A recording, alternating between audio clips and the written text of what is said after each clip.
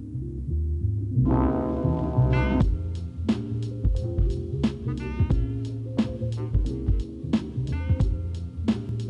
when I was in school, math and science weren't exactly my best subjects. I'm not even sure a pilot project currently underway in the Davenport School District would have helped me. But district officials are hoping the program will encourage targeted students to be more successful in these subjects, and that perhaps they will eventually pursue related career fields. Now I have a small container of C3H8. Put it back there. There's reading, writing, and arithmetic. Well, these days you also have to give them the old razzle-dazzle. Ready, set, go.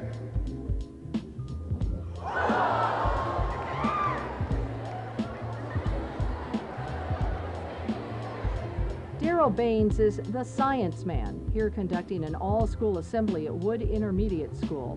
He makes similar presentations once a month for Gail Henniger's 8th grade science students. He's tried to mirror our curriculum. He knows what I'm doing, so when he comes, his lessons or his demonstrations mirror what we're doing, so they have some familiarity with it already, the students do. I like science, but it's made me more involved with it. It's actually made it funner. He's got us all pretty much involved, and everybody really likes to have him here. Yeah, I like science, and it's pretty interesting. When he goes up there, he makes it more fun for us to learn, and just the way he acts and everything he does makes it more fun. Books are boring. You have to read, and he does experiments and makes us actually hands-on, which is funner to learn that way, I think. It's indicative of our society, where our kids want not only immediate gratification, but they want a lot of energy and hands-on and movement and doing something. You know what I mean? There's always movement. It's always has to be exciting for them to keep their interest, because all of their other means of communication are the same type of way, whether it's through videos, music. Things are much more lively and motion-filled and color-filled than they were in the past. Baines took part in a science outreach program at the University of Pittsburgh, where he majored in chemistry and math. And when I went, I enjoyed what I saw, but the professors were talking so far over the kids' heads in technical terms, the kids couldn't understand what they were saying, but they liked to see the flash and explosions. So I ended up stopping the show and interpreting for the kids what was going on. So then the principal pulled me aside and he said, next year when they come, you come by yourself. The program ended, so he started his own company. We do about 100,000 kids a year. We are the largest science and math outreach company in the nation, owned and operated by African Americans. Davenport's pilot program is through the Southeast Consortium of Minorities in Engineering, SECME, although it's now nationwide and not just in the Southeast. It targets so-called underrepresented students in math, science, engineering, and technology. Our definition of underrepresented students include African Americans, Hispanics, and Native Americans. And you'll see just all over when you see some of the latest discoveries come out, the research, some of the trips to outer space and everything. They don't include a well-rounded representation of who makes up our society. To succeed, decades of discrimination and discouragement have to be overcome. You know, way back in ancient times in Egypt, black people were considered the go-to people for information about the latest in the math and science discoveries.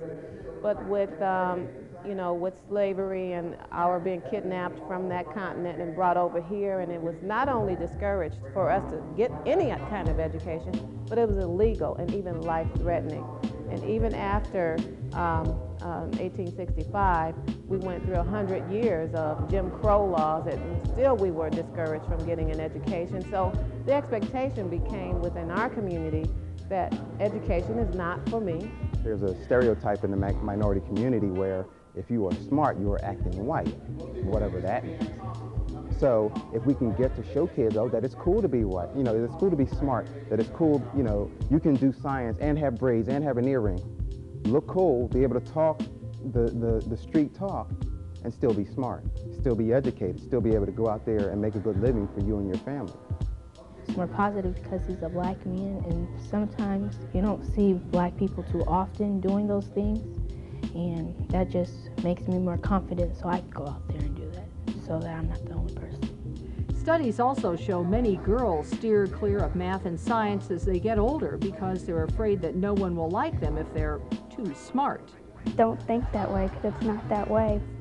Math and science is fun. I kind of really don't like math, but still, I think science is fun. You get to do stuff. You get to learn about like weather and stuff, planets and how stuff grows and stuff like that. I like science because I like to dissect things, and I want to be a surgeon, and most girls don't want to be a surgeon because they think, oh, I don't want to get dirty and all this stuff. But I like science because it brings out my other side of me. Like, I like to dissect and learn. Gail Henniger notes the science man can bring in materials she either can't afford or can't keep in a classroom. There's these things called alkali metals that are quite dangerous, and he can have them. He had a big jar of mercury. Last time he came, obviously we can't have mercury here, you know, and he was able to show them how heavy it was. He brings liquid nitrogen, another material that I can't get. So he's able to show them things that they might only be able to see on a video. I actually teach with a lot of hands-on activities myself, so it's not like they don't see this in the everyday school day. But I think he has added a little excitement, and anytime you can excite students about science, it's a good thing, and so he can enhance that excitement that I'm trying to generate every day, but he can really do it because he's just fun.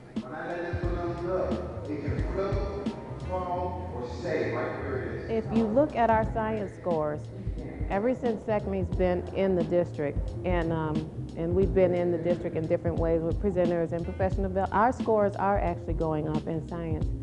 So it remains to be seen how we go forward as we implement SECME to even a higher level. The pilot project will be evaluated and could be expanded to other schools in the district next year. As the science man says, inventions and discoveries have to come from somebody, and who knows, the science man might have ignited that spark. This young man comes along, he knows Smokey Bear personally, he knows what he's supposed to do, he blows the fire out. Watch what happens when any little spark in and out. In one of these students. Immediately turns back into fire. This tells us that oxygen is the most important part of the triangle of fire.